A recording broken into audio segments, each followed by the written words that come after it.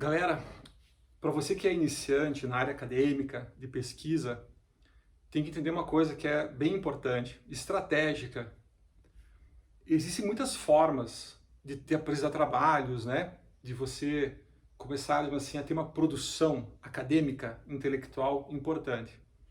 Mas é preciso entender que a diversificação da produção intelectual é uma coisa que é muito valorizada, tá? Por exemplo, você não pode ser um pesquisador que só publica artigo, ou um pesquisador que só publica livros, ou um pesquisador que só apresenta palestras e trabalhos em congressos acadêmicos. A ideia, o ideal, é que você consiga diversificar essa produção intelectual, porque aí você vai se formando como um profissional muito mais completo, com experiências em diferentes formas de produção de conhecimento, com experiências em diferentes tipos de produção acadêmica. Então procura na sua carreira escrever artigos, livros, capítulos, procura apresentar trabalhos em congressos, procura também fazer produção técnica, que são coisas super importantes, dar uma palestra, né, ser convidado para uma conferência, tudo isso caracteriza, né, essa formação mais rica, né, do trabalho de um pesquisador. Agora, é importante, pelo menos isso no Brasil, tá? É uma coisa já evidente assim, em todas as áreas, né, do conhecimento, de que você tem que privilegiar a publicação de artigos, artigos em revistas ou periódicos científicos, tá? Por que isso, meus caros? Não dá para dizer assim por quê, não tem uma explicação racional para isso, mas há um costume, certo? Uma certa prática, né, da comunidade científica, da qual nós fazemos parte, de valorizar mais ou se interessar mais pelos artigos. Okay? Por que isso, galera? Porque entre um artigo e um livro, que são as duas formas, né, de produção bibliográfica mais importantes, também temos os anais, mas os anais, eu vou contar a verdade para vocês, tá? Trabalhos apresentados em congressos que são publicados nos anais, eles sempre são lidos com um certo pé atrás. Por quê? Porque é o trabalho ainda provisório, tipo, é o primeiro ensaio, né, da experiência daquele trabalho. Então a gente já olha para o trabalho dos anais e pensa assim, opa, isso aqui é uma ideia interessante, uma ideia original, uma ideia nova, uma contribuição importante, mas ela ainda pode ser muito mais retrabalhada e lapidada, perceberam? Livro, turma, a gente lê o livro já como resultado de uma pesquisa já muito bem consolidada, né? Geralmente um livro ele é publicado como o resultado, né, de um grande projeto de pesquisa que já gerou várias publicações e artigos, e aí o livro consolida, né, essa questão. Ou é uma dissertação ou uma tese de doutorado, beleza.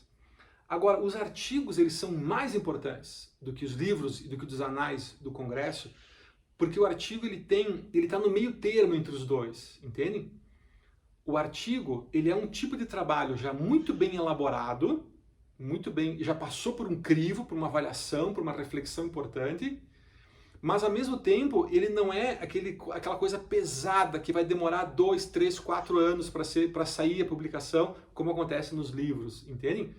O artigo é um trabalho bem elaborado que sai de forma rápida e, portanto, ele tem um potencial inovador, né, de interesse muito grande. Já o livro não. O livro que você compra hoje na livraria, que foi lançado a semana passada, ele já foi escrito há pelo menos um ano e meio atrás. Pelo menos é isso que é o padrão hoje, tá? Estamos falando de 2023, certo?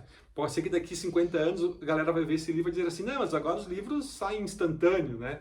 Tudo bem. Mas hoje é assim, um bom livro que passa por uma revisão, que passa por um processo todo de editoração, né? Essa publicação ela demora um ano e meio, né? Desde o momento que você envia, né, o texto já, o manuscrito, né, para a editora, certo? Um e-book pode ser mais rápido, sim, pode ser, mas então a gente não está falando agora daquele processo todo de avaliação, de revisão do texto, né? Então tem que considerar esses detalhes também. E já o artigo não, pessoal, o artigo é rápido. Claro que a gente sabe que existem revistas que têm uma demanda tão grande de publicação que as avaliações acabam demorando, né? Então pode acontecer também de demorar um ano, né, para sair a publicação de um artigo, tá? Pode demorar 6 meses, pode demorar um ano e meio. Bom, depende da revista, né? Depende da circunstância a que ela está submetida. Mas estou falando assim, ó, no geral, o mais importante na ciência é a publicação de artigos, certo? É o artigo que te consolida, né, como um pesquisador, ok? Livros também são importantes, mas se for colocar na balança, assim, né, artigos e um livro, ou capítulos de livro, né, o artigo ele tem um peso bem maior. Querem saber outro motivo, pessoal, pelo que o artigo tem esse peso? É que os artigos, eles passam por uma avaliação cega, avaliação feita por pares, avaliação de outros pesquisadores, especialistas na área, que vão receber esse manuscrito do artigo e vão fazer observações, vão dar sugestões, vão recusar a publicação. Algumas vezes eles dizem, olha, não tem, tá tudo errado, refaz tudo, né, e manda de novo, tá? E às vezes eles vão dizer, olha, tal coisa, tal aspecto, isso aqui, essa metodologia, dá uma melhorada aqui. Então o artigo ele passa por um critério de avaliação super, mega, hiper rigoroso, que acaba trazendo para a comunidade acadêmica uma publicação sempre de altíssimo nível, né? Claro, a gente está falando das revistas boas, tá? E já um livro, não necessariamente. O livro, ele tem um processo de revisão gramatical, ele até pode passar também por uma revisão de conteúdo, né? Mas a ideia do livro não é tanto assim ser essa questão científica, né? O livro ele admite também ensaios, que é uma linguagem assim mais coloquial. Ele admite uma série de outras formas, né, de divulgação científica. Então o que acontece, pessoal? Se você é um pesquisador já super reconhecido e conceituado no meio acadêmico, tu publica um livro, teu livro vai ser um sucesso. Publica um artigo, teu artigo vai ser um sucesso, porque você já tem seu nome reconhecido. Agora, se você é um iniciante na carreira acadêmica, tá? E você publicar um livro, ninguém vai ler teu livro, tá? Essa que é a verdade. Eventualmente alguém vai se interessar porque ele está escrevendo sobre o mesmo assunto. Ah, olha só, havia lá na Amazon que tem um livro de não sei quem, né, de um ilustre desconhecido sobre o mesmo assunto. Ah, vou comprar ali para ver. Galera, é muito pouco o interesse que a comunidade científica vai ter por um livro, né, de uma pessoa desconhecida. Entretanto, nos artigos, pessoal, nossa, é ali que você vai ver o negócio acontecer, tá? Então, ó, pega essa dica de quem tem muita experiência nessa área. Dedica-se a diversificar a sua produção intelectual, mas dá uma prioridade nos artigos, porque o artigo são as suas primeiras obras, seus primeiros trabalhos que começarão a ser citados por outros pesquisadores, que vão começar a aparecer como referência em outras dissertações e teses, sabe? É ali que tu começa a construir a sua carreira de ser uma referência, né, na área que você atua, tá? Segue essa dica que você vai se dar bem, tá? É assim que funciona, pelo menos hoje, né, na carreira acadêmica, tá?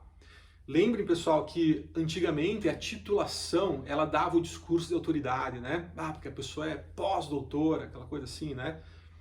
O lugar onde a pessoa se forma também é um negócio importante, assim, para essa credibilidade científica, né? Tipo, o cara é formado lá internacional, né? Das melhores universidades do mundo, então logo o que ele escreve deve ser bom, né? Mais ou menos. Reparem que isso ainda produz um peso importante, tá? Mas a credibilidade científica e acadêmica de verdade, né? Entre os pares, entre as pessoas que realmente estudam o assunto, né? Ela não vem só pela autoridade, ela vem justamente dessa construção que o pesquisador vai fazendo aos poucos, né, de mostrar o seu trabalho através de artigos e as outras formas também de produção intelectual. Boa sorte!